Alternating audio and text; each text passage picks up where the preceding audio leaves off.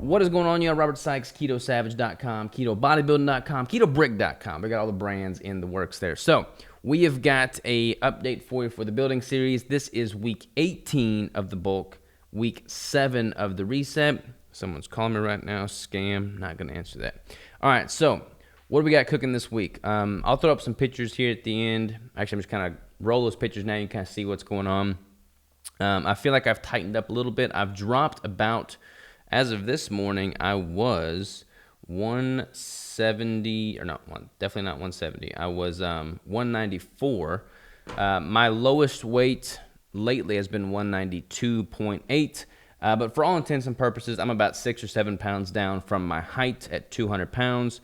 That's pretty much all been since I started walking an additional 7 miles a day, roughly 20,000 steps a day at the first of the month in August. So definitely dropping down a little bit in weight as a result of that. My training has taken a little bit of a back burner because there's just an additional 2.5 hours a day allocated to walking now, so my time is shorter than it was.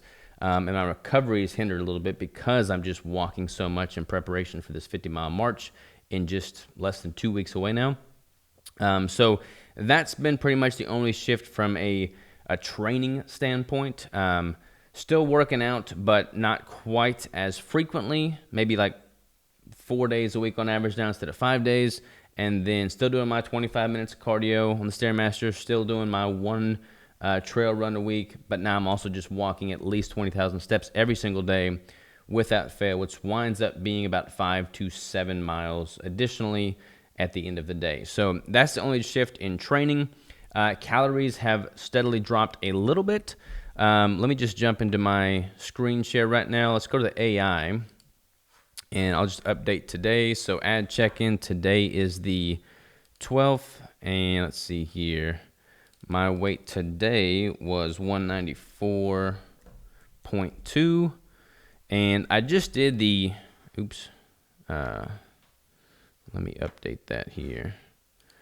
Edit. So 194.2. I just did an in-body scan as well, and my in-body scan says 21.7%, which is interesting because it's shown 21% for the past 3 weeks, and my weight's dropped about 7 pounds in that 3-week span. So my body fat definitely has not stayed the same.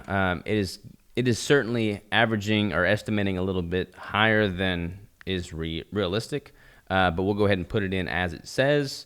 And then let's see here. My macros this week are going to be around 228 grams of fat, 175 grams of protein is the goal. But I'm going to hit about 173 today. And then carbs are like 20 or less, pretty much. So that's what we've got going on. And if we look at a trend line here, we can see that my fat is steadily dropping, my protein is steadily increasing, carbs are staying low, calories are gradually dropping as well, and you can kind of see that weight trend moving down over time.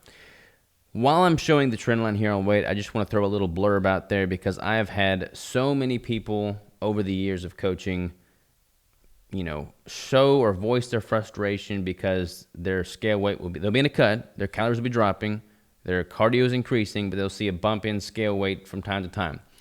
If you look at my scale weight, here I am 197, and then it goes up to 198. Here I am 195, jumps up to 196. Here I am all the way down to 192, jumps up to 194. And then again, all the way up to 195. There is a significant variation between the peaks and the valleys here. But if you look at the overall trend, which is the green line, it's trending down. So do not let your volatility in daily scale weight sway you away from adhering to the plan, the protocol. That's and I get it, I'm a human being too. So if I'm trying to cut weight and I see my scale jump up more the next day, it's very easy to be like, just screw it, I'm going to eat until I'm full and not worry about it. But then you're definitely not going to be losing weight. So don't let those numbers get in your head. I would recommend still tracking those numbers and being conscious of that moving average or that moving weight day to day. but then have that at your fingertips so you can see the overall trend line over time. That's the goal there. All right, so there's that. Jumping into chronometer here, this is what we're looking like from a nutrition standpoint. So this week I'll be targeting around, let's see here, I'll have about 8 tablespoons of heavy cream in my coffee. And realistically, it's probably a little bit more than that because I'm not measuring those at myself. I'm getting those at a coffee shop. It's pretty much the same coffee shop, but I'm pretty sure they're a little heavy-handed on their heavy cream, which I'm not opposed to because it tastes better. But the calories are likely a little bit higher, the fat's a little bit higher, but it's going to average that over time. I'm tracking it as 4 tablespoons per cup. I have 2 cups a day.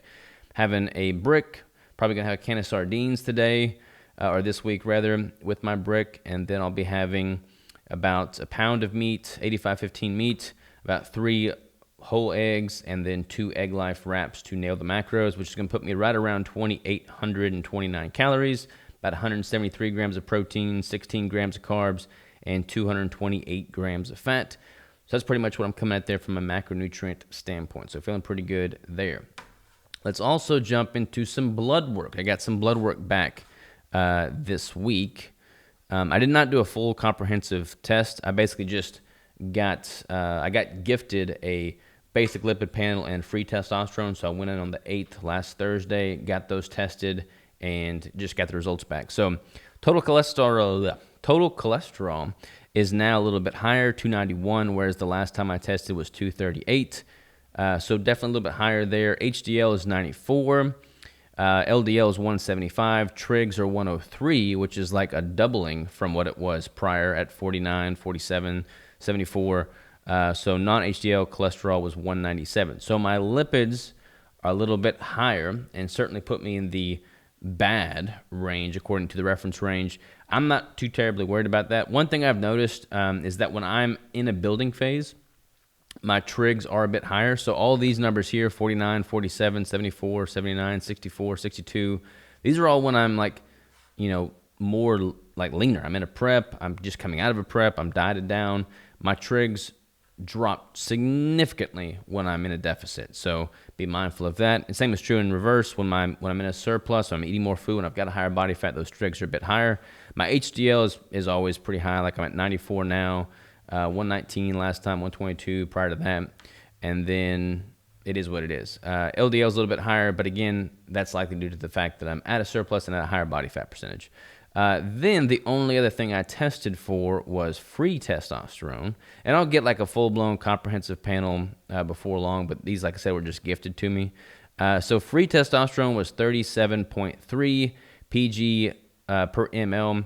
That is low, all right? The reference range, I think, is like 42 to 260 something. So I am below the ideal reference range window for free testosterone. I meant to get a total testosterone test too, but I'll do that. So that's not good, obviously, but if you look, it is exponentially higher than it was the last time I got tested. So I got tested on 4/1/24. That was post-prep. I was at 5.5. 2/8/24, I was 27.5. And then right before, or right in the middle of my competition season, I was at 8.6, and then already down all the way to 1.1 free testosterone. Then you go way back to 2019 here, and I'm at 51.7. So definitely still low, but I'm typically getting blood work around competition windows. So I did a prep in 2020, so I was in a deficit here during this time as this was trending down. I was obviously in a prep throughout all of 2023, so all of these numbers are low while I'm in a prep. And 37.3 is certainly low from an ideal window of free testosterone, but it is significantly higher than it was last time I tested at 5.5. So I should definitely get some tests done when I'm not in a cut, I'm in a building phase, and all is well, so I can kind of get some baseline numbers when everything is stabilized.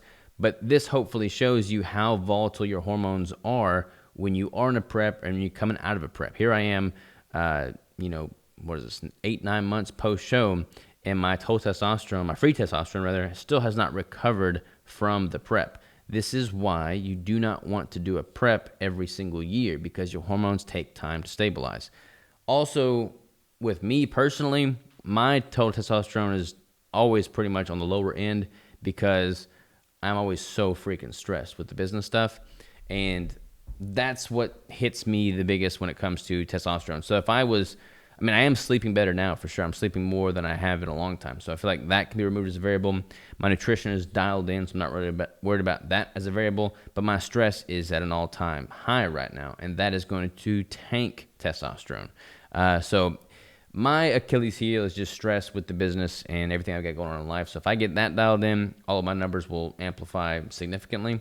But even with that said, 37.3 is significantly higher than the 5.5 it was tested at last time. So everything is trending in the right direction. It just takes time for things to recover when you get as lean as I got during competition prep. So there's that info there. What else? That's pretty much all I wanted to cover with this week's update.